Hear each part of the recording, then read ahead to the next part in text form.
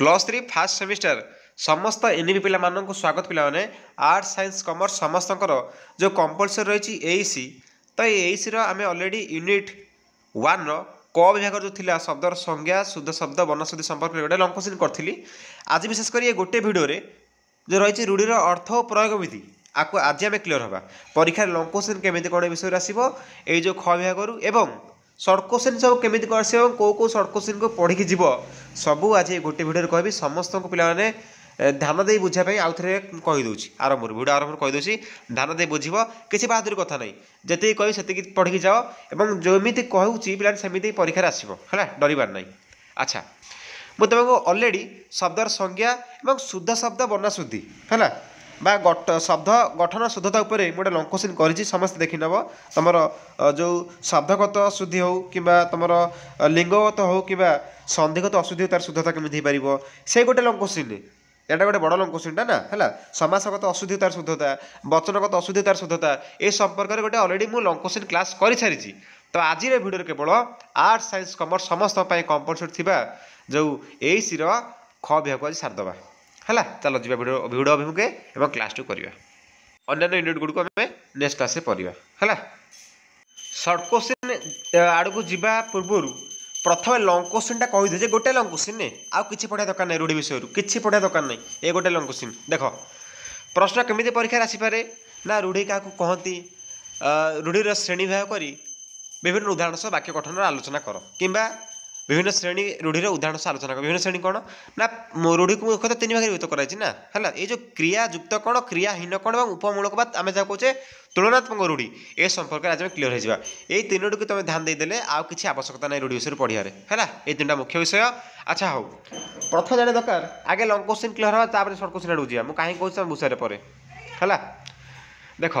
तो जो रूढ़ी कौन पे भाव तो सर रूढ़ी कौन रूढ़ी कौन ना गोटे लोकोक्ति गोटे बाणी जार विशेष आम कहीपर ये गोटे प्राचीन काल साहित्य है पूर्व साहित्य गोटे प्राचीन काल साहित्य जार ये जो रूढ़ी गुड़िक सृष्टिकर्ता कहीं ना तुम भावना कि हाँ ये कविता गोटे ढगढमाड़ी ये किए सृष्टि कर ये सृष्टि कर नामहीनता है तेणुक आम जाने कि यही शब्दटा रूढ़ी किए कही आम एटा कहीपर कि यही रूढ़ी सी कही से क्या है आभिधानिक अर्थ को न बुझाई अन्य प्रयोजनीय ता उद्देश्य कौन पे ना अन्य प्रयोजन अर्थ में पदगुड़िक वाक्य व्यवहृत हेले रूढ़ी कहुए कि तार आभिधानिक अर्थ बुझुन था डिक्शनरी देखिए अर्थ कि मानते बुझ तो गोटे कथा बुझल तो है तेणु अकस रक्षा कर राग रक्षा ना नहीं तेणु विशेषकर तेतुलिया मुंड को चंचल इच्छा कामुड़ा तेणु आभिधानिक अर्थ आड़ जीवन है से क्या प्रयोजन कार उद्देश्य मानते एक्चुअली कथार उद्देश्य कौन से बुझे से रूढ़ी मनर भाव को अन्य निकटे आम रूढ़ी कहीं बाहर करा आमर जो देखना पुणा कालिया बुढ़ा बुढ़ी हूँ आज पर्यटन से चलिया सकड़े हाथ मारी दूसरे लोक कहना ना ना से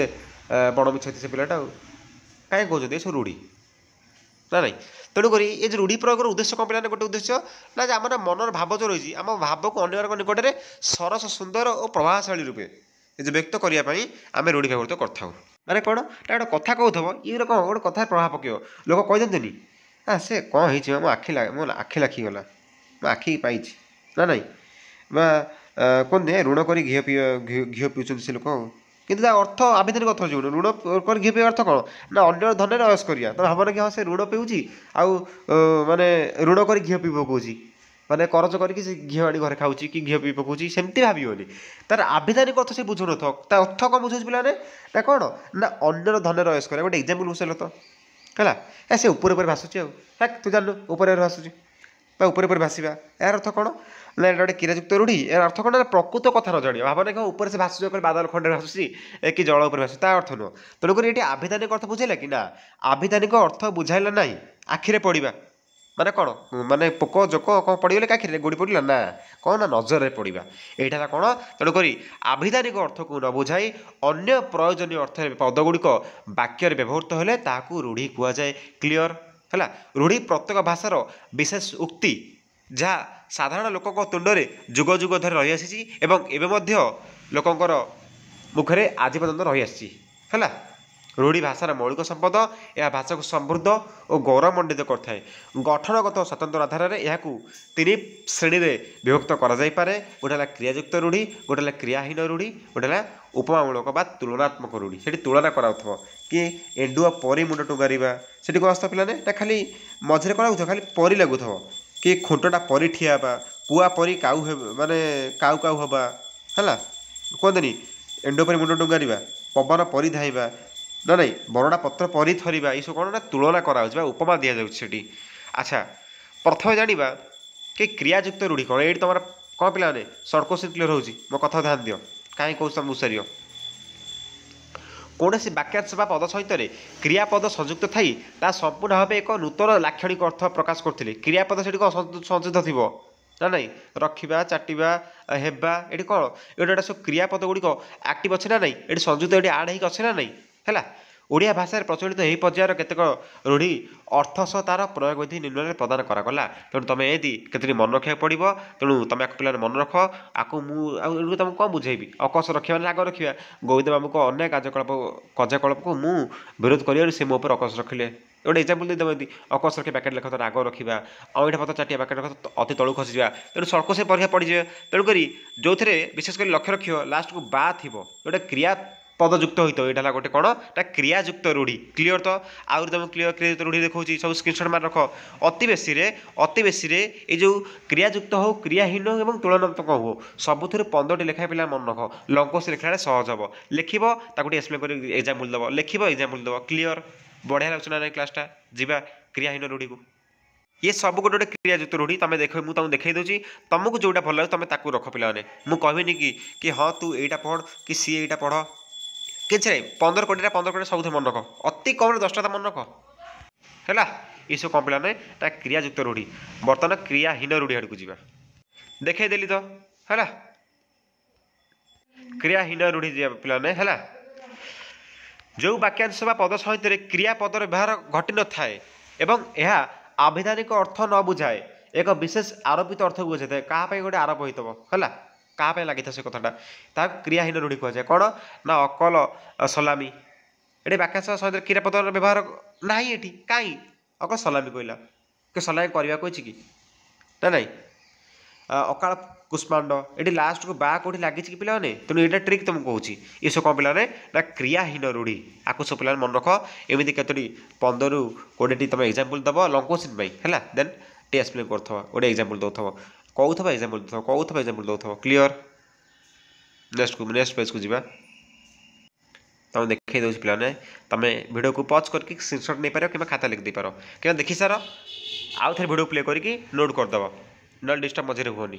बर्तमान आसिया तुलनात्मक रूढ़ी तुलना दिया देखिए कौन तुलना दिया जो खंडवाक्य पद सहित उपमय को उपमान सहित तुलना करा संगे संगे उपमावाचक शब्दर प्रयोग हो एक विशेष अर्थ प्रकाश हुए ताको तुलनात्मक बा उपमायुक्त रूढ़ी कह कौन उपमा दि जाऊँगी तेणु से उपमा से रही उपमा से आड हो तुलना से आड कर उपमायुक्त रूढ़ी कहुए। देखिए से केटा एग्जाम्पल दे है सब खाली परी लगी तुलना कराऊँ ना तो यहाँ सरीगला ये केटा कहला ये निहती से 15टा भाया कही ना कौन ना नहीं तो सब 15-15टा एग्जाम्पल देदेव ये देख सर जाइए है सर्ट क्वेश्चन आड़ तो ये लंग क्वेश्चन सर्ट क्वेश्चन केमी कस तुम बर्तमान देखी दूसरी डरबार ना लंग क्वेश्चन क्लीयर होगा तो जान रूढ़ी कौन केते प्रकार जान केमी लिख मत कहली सर्ट क्वेश्चन एक मार्क समित आसो तेणु तुम कहीं जानी से रूढ़ीर अर्थ से जानी लिख तुम लिखिद आपण सिंगर माटी ताड़ी तुम भाविद कौन ना गाई गोरु षेंढ ना भाविद कौन ना षेंढ निजर कौन कर षेंढ निजे माटी ताड़ी से भाविद है ना कौन ना आत्मनिर्भरशील हवा से क्या डिपेंड होनी है सेल्फ डिपेंडेंट है आलू खोलू खोलू महादेव भारी तुम कौन जान थो माने कौन ना साधारण कथार विराट कांड घटी तेणु से पढ़ पे भाव कि सार आगे मन को घोषबू अरे घोषबनी रे खातार लिखि दियो 15 कोटी लिखाए तो बार बार रिविजन कर आज देख फिर सका शोला पूर्व देख देख गोटे अभ्यास हो मैंने मन हो किसी बहादुर कथा नहीं है सब ट्रिक्स थाए ना कौन तुम कहल सब गोटे घोषिकी जाओ परीक्षा को किसी कौन अच्छी कि तेणु से वार्ड को थे देख से मन पका कौन से कहला क्लीयर हो ना कौन गौरव बा गर्व समस्त खातिर बेखातिर करवा खातिर न करवा क्या खातिर न करवा कौन ना इंद्रचंद्र न मानिया लोक कहते तार अम्म कहीगलू से इंद्रचंद्र क्या मानुनी ना ता सड़क सुझाव एमती आसो है तेणु संकेत केमती आसो ना रूढ़ी क्या कहुए प्रकार हदे लेख कहीदेव आराम से तेणु गोटे वाक्य गठन कर से पकईद सड़क मानने टी संकेत 2 मार्किया हो कि 3 मार्किया गोटे वाक्य गठन कर पकईद पाने है एमती सब लिख डरबार ना देखईदेल सब जाओ तो 4 मार्क आसला एमती आसो है देखल तो कि 4 मार्क आउ के आसो ना निम्नलिखित रूढ़िकर अर्थ लेख जदि 4 मार्क परीक्षा प्रश्न आसूची उड़ीगला चढ़े परगणिया दे था तुम तार अर्थ सब लिखुव है तेणु किसी पढ़ी था जानी था निहाती परीक्षा भल हम समस्त मो कथा बुझल तो यह +3 fast semester arts science commerce सबु स्ट्रीम पिला जो कंपलसरी रही एईसी आम एबिलिटी को एनहांस करने तुम दक्षता को वृद्धि करने जो गवर्नमेंट रखिंट एनईपी सिस्टम अनुसार पे आज पर एनईपी 2020 मॉडल सिलेबस परिचित भाषा और लिखन धारा तो समस्ते ये भिडियो को समस्त फ्रेंड को शेयर कर दियो एवं क्लासटा केमी लगे मतलब निहाती समस्ते कमेंट जनइब समस्ते टेलीग्राम ग्रुप रे जॉइन हो पे है मुझे डिस्क्रिप्शन बॉक्स रे यार लिंक दे दूची समस्त जॉइन हो जहाँ डाउट थे मतलब डायरेक्ट पचार पार है रोची जय जगन्नाथ समस्ते कमेंट कर क्लासटा केमी लगे।